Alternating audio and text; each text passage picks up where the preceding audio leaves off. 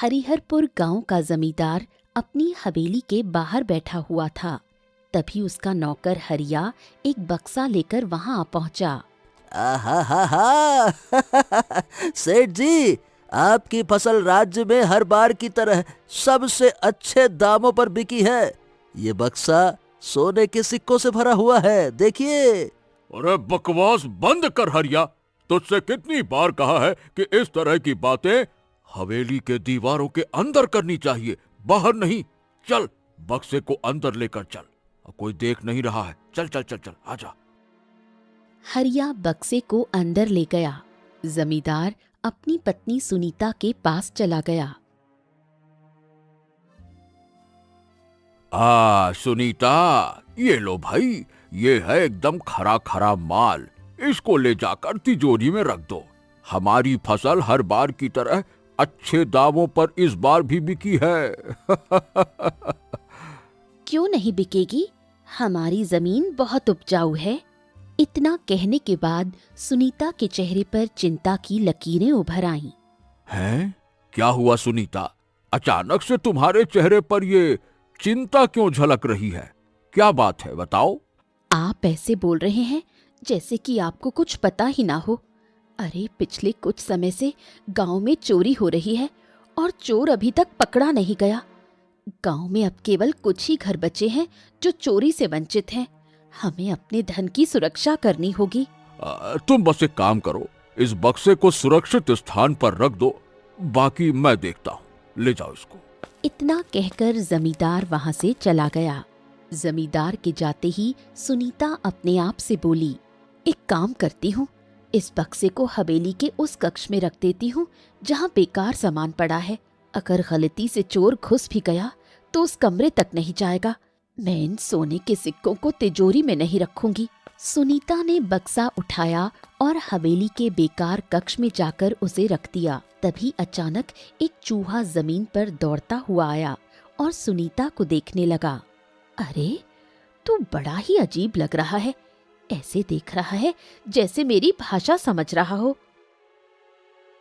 कुछ देर बाद सुनीता ने दरवाजा बंद कर ताला लगा दिया।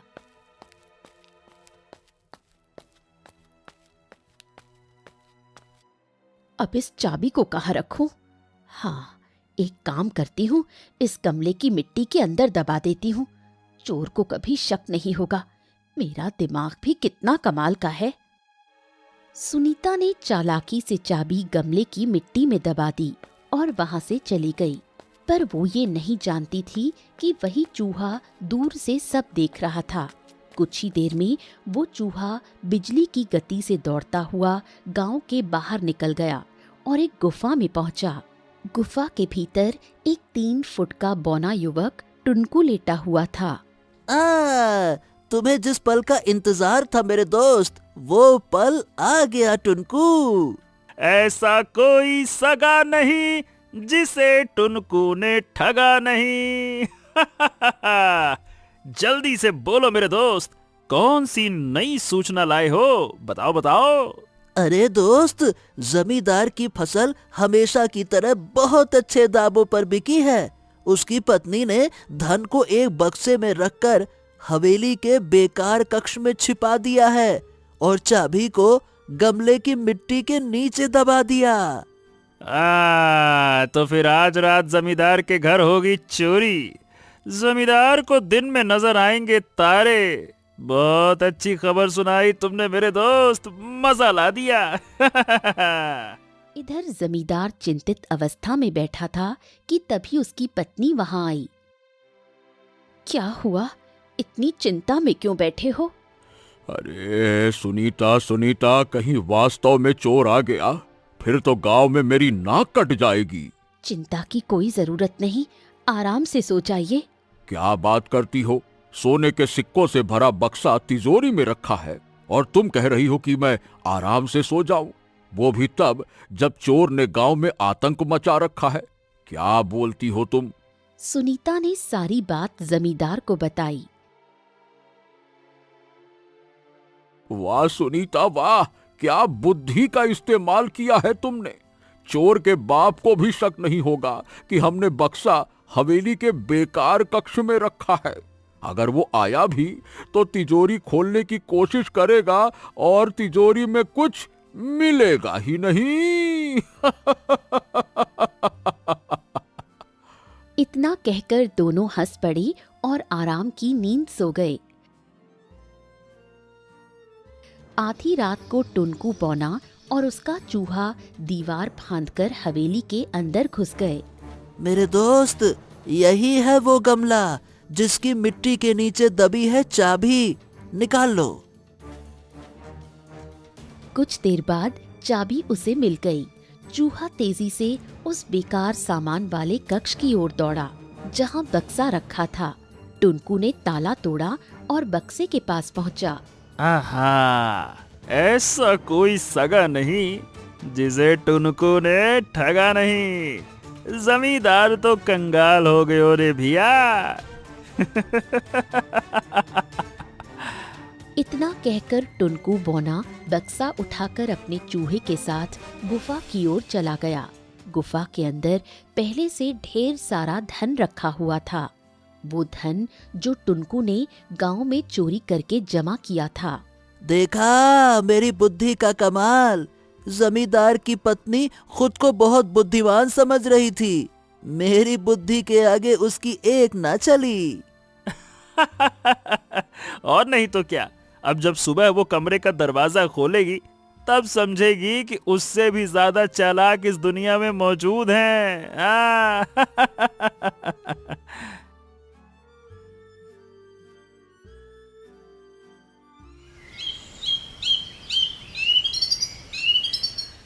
अगली सुबह सुनीता ने उठकर उस बेकार कक्ष के दरवाजे खुले हुए देखे तो वो चौंकते हुए बोली, हाय दैया, मैं लुट गई, मैं बर्बाद हो गई।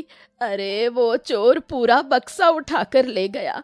सुनीता की चीख सुनकर जमींदार दौड़ता हुआ वहां आ पहुंचा। क्या हो गया सुनीता, क्या बात है? अजी होना क्या था, जिस बात का डर था वही हुआ। देखो ना, मैंने इसी कक्ष के अंदर वो बक्सा रखा था जिसमें सोने के सिक्के थे। वो बक्सा अब गायब है। ये सुनकर जमींदार को सचमुच दिन में तारे नजर आने लगे। वो रोता हुआ हवेली के बाहर निकल गया। अरे मैं तो लुट गया रे, मैं बर्बाद हो गया गांव वालों, मैं तो बर्बाद हो गया। कुछ ही देर में गांव का मुखिया, गांव की एक लड़की राधा और कई ग्रामीण वहां इकट्ठा हो गए। अरे क्या हुआ जमींदार? जमींदार ने सारी घटना विस्तार से बताई। हे भगवान, तो अब वो चोर छोटे घरों के साथ साथ बड़े घरों में भी चोरी करने लगा। अरे जमींदार, तुम्हारी हवेली में अगर वो चोर चोरी कर सकता है तो मुझे तो डर है कि मेरा भी घर सुरक्षित नहीं। ऐसे में तो मतलब कैसे भी करके अब हमें उस चोर को पकड़ना ही होगा। कुछ देर बाद जमींदार वहां से चला गया। माहौल शांत हो गया। समय बीतता गया। राधा अपने काम में लग गई। वो एक सुंदर और मेहनती लड़की थी जो मिट्टी के बर्तन बनाकर अपना गुजारा करती थी। राधा अनाथ थी। एक दिन राधा अपने घर के बाहर बर्तन बना रही थी। तभी गांव का मुखिया वहां आया। राधा, पिछले कुछ दिनों से हमारे गांव में चोरी तो नहीं हुई है, लेकिन जब जब गांव में शांति होती है वो चोर कोई ना कोई बड़ा धमाका जरूर करता है। इसीलिए होशियार रहना बेटा। कुछ देर बाद वो वहां से चला गया। कुछ देर बाद राधा अपने बर्तन बाजार में ले गई। तभी दूर से एक घुड़सवार आ पहुंचा। उसके घोड़े पर बोरियां और सामान लदा था। जैसे ही उसकी नजर राधा के बर्तनों पर पड़ी, घुड़सवार राधा के पास पहुंचा और उसे ध्यान से देखने लगा। आप तो इस गांव के आसपास के नहीं लगते। लगता है आप किसी दूसरे राज्य से आए हैं। मैं एक व्यापारी हूं और मैं दूसरे राज्य से नहीं बल्कि दूसरे देश से आया हूं। हमारा काफिला यहाँ से थोड़ी दूर जंगल में रुका हुआ है। तब तो आपको बहुत चौकन्ना रहना होगा। हमारे गांव में एक चोर का आतंक है।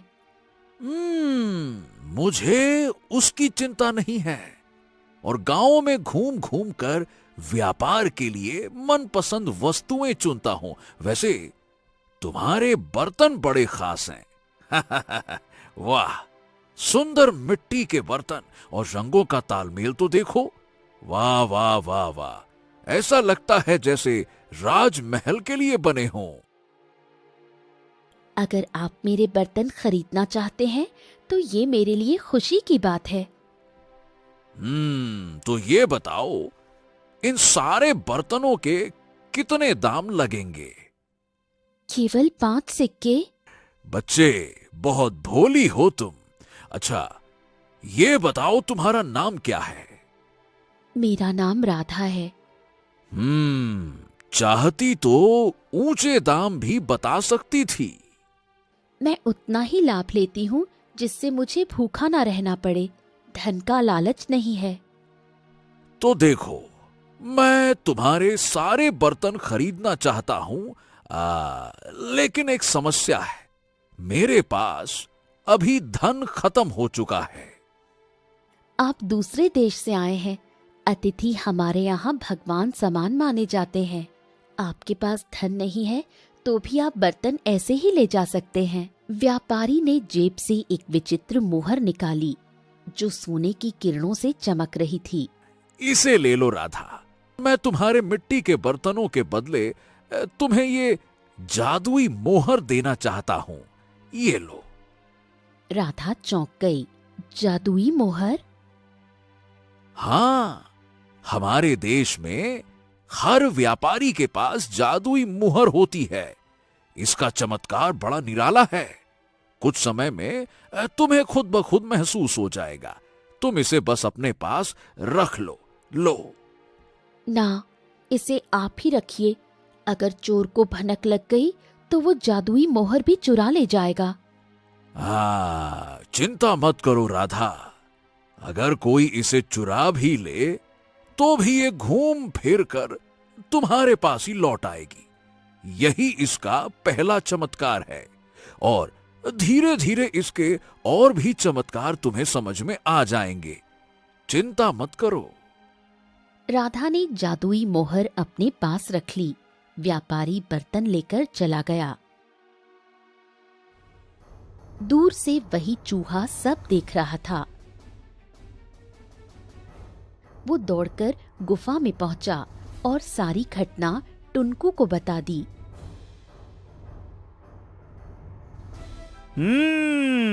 ऐसा कोई सगा नहीं जिसे टुनकू ने ठगा नहीं। तो दोस्त, आज रात मैं वही जादुई मुहर चुरा लूंगा। अब तुम देखो। शाम को राधा ने जादुई मोहर घर की एक अलमारी में रख दी।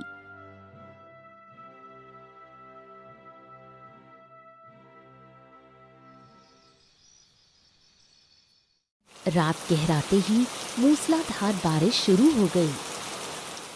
ओहो, ये तो बारिश शुरू हो गई टुनकू। तो क्या हो गया? क्या बारिश को ये लगता है कि वो मेरे कदम रोक लेगी? ये तो उसकी भूल है। चल, आजा आजा आजा। कुछ ही देर में टुनकू कंबल ओढ़कर राधा के घर में दाखिल हुआ। वो दबे पांव अलमारी तक पहुंचा जहां मोहर रखी थी। टुनकू ने मोहर को उठाया और बड़े ही आहिस्ता से बाहर निकलकर गुफा तक पहुंच गया। क्या सही चीज है ये। दोस्त, अब कल से मुखिया के घर पर निगरानी शुरू करो। गांव में 3 अमीर हैं अपने, जमींदार, मुखिया और बलराम। जमींदार को तो मैं लूट चुका हूं, अब बाकी हैं मुखिया और बलराम। ऐसा कोई सगा नहीं जिसे टुनकू ने ठगा नहीं।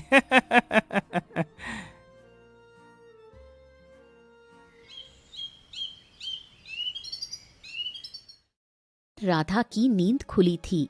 उसने देखा कि अलमारी खाली थी। मोहर गायब थी। ओहो नहीं, तो आखिर वो चोर यहाँ भी आ गया। उसे कैसे पता चला कि मोहर मेरे पास है? आखिर उसे खबर मिलती कहाँ से है? राधा की आंखों में आंसू भर आए। वो आंगन में जाकर बैठ गई। तभी उसकी नजर मिट्टी पर पड़े पैरों के निशानों पर पड़ी। कल रात इतनी बारिश थी, फिर भी ये पाँव के निशान साफ दिख रहे हैं। जरूर उसी चोर के होंगे। राधा उन निशानों को गौर से देखने लगी।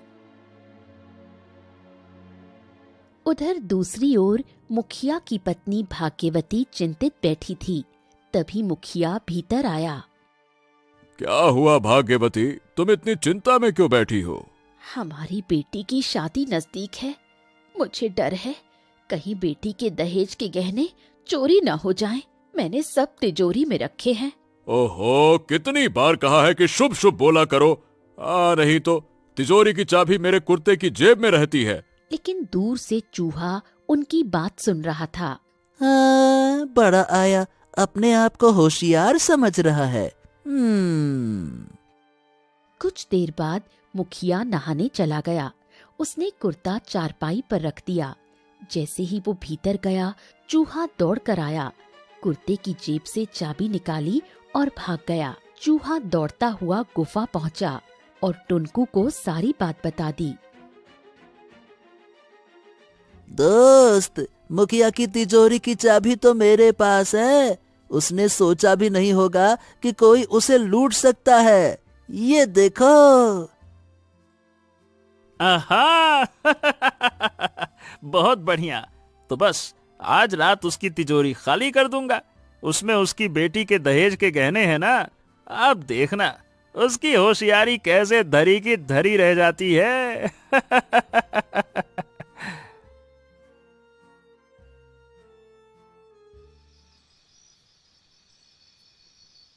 टुनकू ने सिर पर चादर ओढ़ी और धीरे से मुखिया के घर में दाखिल हुआ। वो सीधे तिजोरी के कमरे में पहुंचा और चाबी ताले में डाल दी। जैसे ही चाबी घुमाई, कमरे में गूंजती आवाज आई। चोर चोर, पकड़ो पकड़ो।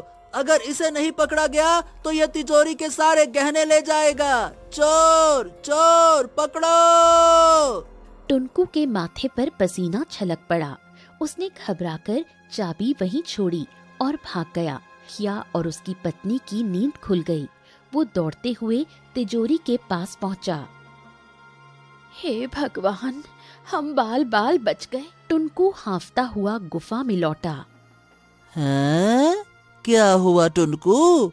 आज पहली बार तुम खाली हाथ लौटे हो, क्या बात है? पहली बार ऐसा हुआ है कि मैं असफल हो गया। जैसे ही मैंने तिजोरी खोली, किसी ने चिल्ला दिया, चोर चोर चोर। मैं डर गया, कहीं किसी को मेरे रहस्य का पता न चल जाए। मैं जो उल्टे पैर भागा, सीधे यहीं आकर रुका हूँ। मुझे तो ये समझ में नहीं आ रहा कि किसने चिल्लाया ये। अब ये तो कल ही पता लगेगा। टुनकू गहरी सोच में डूब गया। उसने जादुई मोहर उठाई और गौर से देखने लगा। अचानक मोहर से सुनहरी रोशनी फैलने लगी। आखिर तेरा रहस्य है क्या? तू कब अपना चमत्कार दिखाएगी?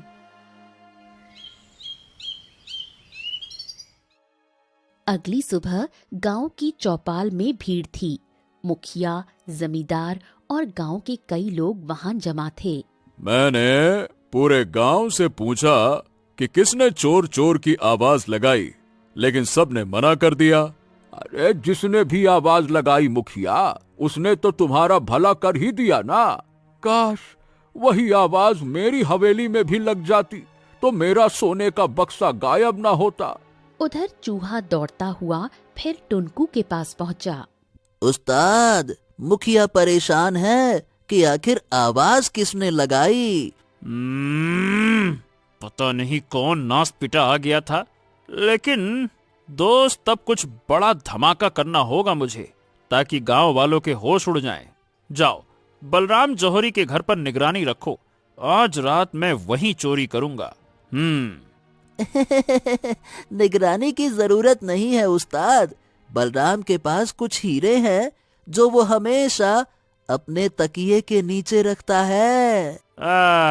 तो तय रहा, आज रात होगी बलराम की हवेली में चोरी।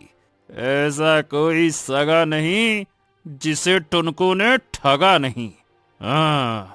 इतना कहकर टुनकू ने जादुई मोहर उठाई और मुस्कुराते हुए बोला, इस बार मैं देखूंगा जादुई मोहर तेरा चमत्कार आखिर कब दिखेगा। अब तू भी मेरे साथ चलेगी, चल। रात गहरी हो चुकी थी और पूरा गांव गहरी नींद में सो गया था। बस हवा में कहीं कहीं कुत्तों के भौंकने की आवाजें गूंज रही थीं। टुनकू दबे पांव बलराम के घर में दाखिल हुआ। बलराम अपने पलंग पर घोड़े बेचकर सोया हुआ था। देखो टुनकू, कितना आराम से सो रहा है ये, खर्राटे लेते हुए।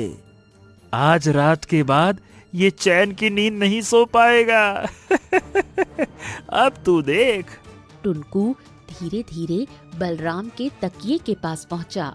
उसने बहुत चालाकी से तकिए के नीचे से हीरों की पोटली निकाली, लेकिन अगले ही पल चूहे ने तेज आवाज में चिल्लाना शुरू कर दिया, चोर चोर, देखो बलराम काका, इसने तुम्हारे हीरे चुरा लिए। गांव वालों, ये चोर है, पकड़ो इसको। चोर चोर चोर।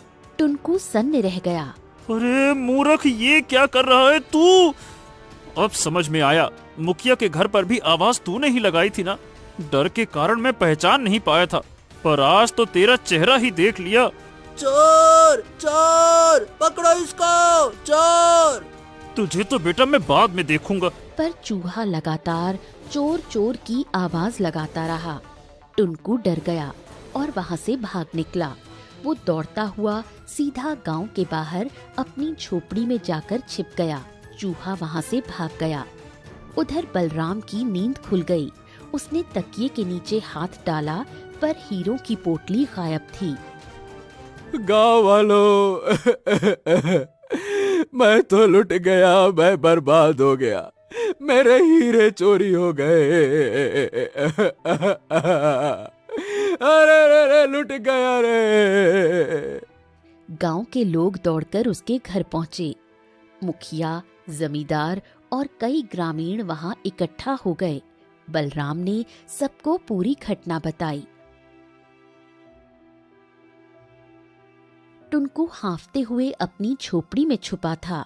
तभी चूहा वहां आया। गद्दार कहीं के, तुझसे ऐसी उम्मीद नहीं थी, हैं? अचानक उसकी जेब में कुछ चमक उठा। वही जादुई मोहर सुनहरी रोशनी बिखेर रही थी। मेरी बात का भरोसा करो टुनकू, मैं तुम्हारा दोस्त हूँ। तू मेरा दोस्त नहीं है, तू गद्दार है, गद्दार है, गद्दार है। मुखिया के घर पर भी तूने ही आवाज लगाई थी और आज फिर से तूने ही आवाज लगाई है। गद्दार कहीं का। नहीं नहीं नहीं नहीं नहीं, मुझ पर विश्वास करो। मुझे खुद नहीं पता कि मुझसे ये सब कैसे हो गया। मैं चोर चोर कब चिल्लाने लगा, मुझे पता ही नहीं चला। तभी झोपड़ी का दरवाजा खुला। राधा अंदर आ गई। उसकी आंखों में क्रोध था। टुनकू, सारे गांव वाले तुझे कितना भला समझते थे। मुझे तो उसी दिन शक हो गया था जब मेरे घर से वो जादुई मोहर गायब हुई थी।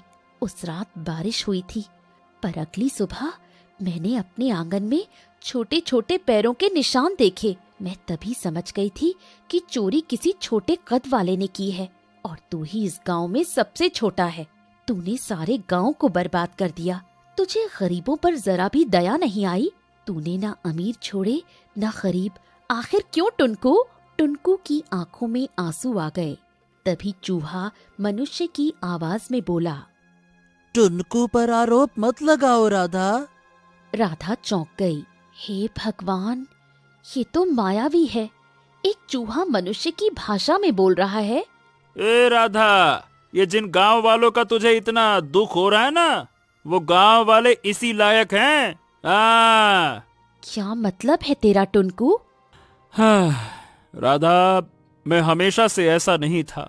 इन गांव वालों ने मुझे ऐसा बनने पर मजबूर किया है। तुझे पता है, शुरुआत में मैंने चोरी सिर्फ पेट की आग बुझाने के लिए की थी, पर फिर मुझे इसमें मजा आने लगा। मेरा लालच बढ़ गया और बदले की आग मेरे भीतर भड़क उठी। आखिर तेरे साथ ऐसा क्या हुआ था कि तू इतना बदल गया? मैं तुझे बचपन से जानती हूँ, तू तो बहुत भला था टुनकू। टुनकू की आंखें भीग गई। हाँ, सुनना चाहती हो तो ठीक है, सुनो। ये बात है उस समय की। गांव में भयंकर सूखा पड़ा था। टुनकू अपनी झोपड़ी में भूख से परेशान बैठा था। 2 दिन से कुछ नहीं खाया, क्या करूं? एक काम करता हूँ, बलराम काका के पास जाता हूँ, शायद वो मुझे कुछ दे दे। टुनकू आशा से भरा बलराम के घर पहुंचा। बलराम काका, 2 दिन से भूखा हूँ, मुझे कुछ काम दे दो, नहीं तो कुछ खाने को ही दे दो सीधा, काका। अरे बौने, तू किस काम का है रे? 3 फुटिया, छोटे छोटे तो हाथ है, क्या खेत में काम कर पाएगा? चल चल चल चल चल चल, दफा हो जाए यहाँ से। शरीर से जरूर छोटा हूँ बलराम काका, पर ताकत में नहीं। जो कहोगे वो कर दूंगा। अच्छा, तो चल, मुझसे पंजा लड़ा कर दिखा तू। चल आजा। क्या हुआ, डर गया? ओले ले ले ले ले, ओले पिजी बिजी। चल जा यहां से, तू किसी काम का नहीं है, ये बात अपने दिमाग में बैठा ले, समझा? टुनकू चुपचाप वहां से चला गया। फिर वो जमींदार की हवेली पहुंचा। सेठ जी मुझे कुछ काम दे दीजिए, 2 दिन से भूखा हूँ, 2 दिन से। अरे कोई काम नहीं है मेरे पास, सूखे ने सबका हाल खराब कर रखा है। खेतों में जिनको काम दिया उन्हें भी निकाल दिया है। अच्छा, तो फिर कोई कर्ज दे दीजिए, जब काम मिलेगा चुका दूंगा आपको। 3 फुटिया रे, सुन, कर्ज कोई मुफ्त में नहीं मिलता, कुछ गिरवी रखना पड़ता है। तेरे पास क्या है? तेरे पास तो तेरा पूरा कद भी नहीं है, और बाकी क्या होगा? 2 कौड़ी की झोपड़ी में रहता है और चला आया कर्ज लेने। चल जा यहाँ से, निकल। टुनकू गिड़गिड़ाता रहा, पर जमींदार ने दया नहीं की थी। फिर वो मुखिया के पास गया। मुखिया जी, आप तो गांव के मुखिया हैं, मेरी मदद कर दीजिए, मैं भूखा हूँ। तो मैं क्या करूँ? तू भूखा है तो देख नहीं रहा, सूखा पड़ा है, सबको मदद चाहिए, तू कौन सा अनोखा है? और वैसे भी तेरा तो इतना सा पेट है, उसको भी भूख लग जाती है क्या? अब देख क्या रहा है, चल निकल यहाँ से, कहीं और जाकर भीख मांग। टुनकू की आंखों में आंसू आ गए। उसने पूरे गांव में मदद मांगी, पर किसी ने हाथ नहीं बढ़ाया। भूख और प्यास से तड़पता हुआ टुनकू जंगल की ओर निकल गया। वहां भी पेड़ सूख चुके थे। हे भगवान, अब मैं क्या करूं? सोचा था जंगल में फल फूल खा लूंगा, पर यहाँ भी सूखा पड़ा है। तभी उसकी नजर एक चूहे पर पड़ी जो एक फल खा रहा था। टुनकू दौड़ कर गया और फल उठा लिया। अरे, तुझे शर्म नहीं आती? एक मनुष्य होकर मेरा फल चुरा लिया। हाँ, हे भगवान, ये मैं क्या देख रहा हूँ? एक चूहा मनुष्य की तरह बोल रहा है। कहीं तुम राक्षस वाक्षस तो नहीं हो? नहीं नहीं नहीं, मैं राक्षस नहीं, मैं जादुई जंगल से आया हूँ। वहाँ के जीव मनुष्यों की भाषा बोल सकते हैं। तुम बहुत दुखी लगते हो, कौन हो तुम? टुनकू ने उसे अपना दुख बताया। चलो, तुम मेरे साथ चलो। जंगल की गहराई में ऐसे वृक्ष हैं जिन पर हमेशा फल लगे रहते हैं। तुम्हारी भूख मिट जाएगी। चलो। चूहा टुनकू को अपने साथ ले गया। टुनकू ने तृप्त होकर फल खाए। आंसू उसकी आंखों में थे। ओ, तुम्हारी दुनिया के लोग तो कितने निर्दयी हैं टुनकू। हमारे जंगल के जीव तो ऐसे नहीं हैं। टुनकू की आंखों में गुस्सा उभर आया। मित्र, अगर तुम मेरा साथ दो तो मैं इन गांव वालों को सबक सिखा दूंगा। मेरा तो मन कहता है कि मुझे तुम्हारा मित्र बन जाना चाहिए। ठीक है, ठीक है, ठीक है, मैं तुम्हारे साथ रहूंगा, पर ध्यान रखना मेरा रहस्य किसी को बताना मत। चिंता मत करो मित्र, किसी को कुछ पता नहीं चलेगा। अब वही गांव जिसने मुझे भूखा मरने दिया, उसी गांव को मैं बर्बाद कर दूंगा। तेरे साथ बहुत बुरा हुआ टुनकू। हाँ राधा, मैं चोर बनना नहीं चाहता था, पर मुझे मजबूर किया गया। मेरे छोटे कद का मजाक उड़ाया गया। भूख से मैं तड़पता रहा। न जाने क्या क्या बोला गया। किसी ने मुझ पर दया नहीं खाई, इसीलिए मैंने वो किया जो दूसरों ने मेरे साथ किया। ए टुनकू, तुम्हारी कहानी मैं पहले से जानता था, लेकिन अब तक समझ नहीं पाया कि मैं क्यों बार बार चोर की आवाज लगाने लगा। मैं तो तुम्हारा दोस्त था, फिर तुम्हें ही क्यों पकड़वाने लगा मैं? तभी अचानक जादुई मोहर से हल्की सुनहरी रोशनी फैल गई और उसके भीतर से एक आवाज गूंजी। ये सब मेरे चमत्कार का प्रभाव है। मैं जादुई मोहर हूँ। जब भी मैं किसी बुरे मनुष्य के पास जाती हूँ, मैं उसे बुराई से रोकती हूँ, और जब किसी अच्छे मनुष्य के पास जाती हूँ तो उसकी किस्मत बदल देती हूँ। टुनकू स्तब्ध रह गया। व्यापारी ने सच कहा था, धीरे धीरे तुम्हारे चमत्कार का पता चल जाएगा। जब मनुष्य अपना मन शुद्ध करता है और लालच से मुक्त होता है, तभी मैं उसके द्वारा किसी भी वस्तु को सोने में बदल देती हूँ। टुनकू, मुझे तेरे साथ पूरी हमदर्दी है, लेकिन याद रख, अगर बुराई का बदला बुराई से लिया जाए तो दुनिया में कोई भी जीवित नहीं रहेगा। मैं चाहती तो तेरी सच्चाई गांव वालों को बता सकती थी, मगर मैंने नहीं बताई, क्योंकि मुझे विश्वास है कि तू बदल सकता है। अभी समय है, चोरी किया हुआ सामान वापस कर दे और एक नई जिंदगी शुरू कर। टुनकू की आंखें नम हो गईं। हाँ मेरे दोस्त, अब बहुत हो चुकी चोरी। जितना सबक देना था दे दिया। ठीक है, मैं सब कुछ गांव वालों को लौटा दूंगा, पर सच बताकर। अगली सुबह गांव की चौपाल में सब इकट्ठा थे। हाँ, मैंने चोरियां की, लेकिन सिर्फ इसलिए क्योंकि तुम सबने मुझे जीते जी मरने पर मजबूर किया था। अरे इसका मतलब कि तू ही वो चोर था जो हमारे घरों में आता था, हैं? हाँ, और अब इसका हृदय बदल चुका है। चाहता तो भाग सकता था, पर नहीं भागा। अगर इसे चोर बनाया तो वही तुम सबने किया, क्योंकि समय पर किसी ने मदद नहीं की। हाँ, हमें माफ कर दे टुनकू, हमसे गलती हो गई, माफ कर दे। टुनकू की आंखों से आंसू बह निकले। उसने गुफा का रास्ता बताया। गांव वाले गुफा में गए और अपना चोरी किया हुआ सामान वापस ले आए। राधा रो पड़ी। टुनकू, मेरा कोई भाई नहीं है, आज से तू मेरा भाई होगा। मेरे पास रहना हमेशा। राधा सही कह रही है टुनकू, अब तू उसके साथ रह। मेरा समय पूरा हुआ। मेरे जंगल के साथी मेरा इंतजार कर रहे हैं, लेकिन मैं तुमसे मिलने आता रहूंगा।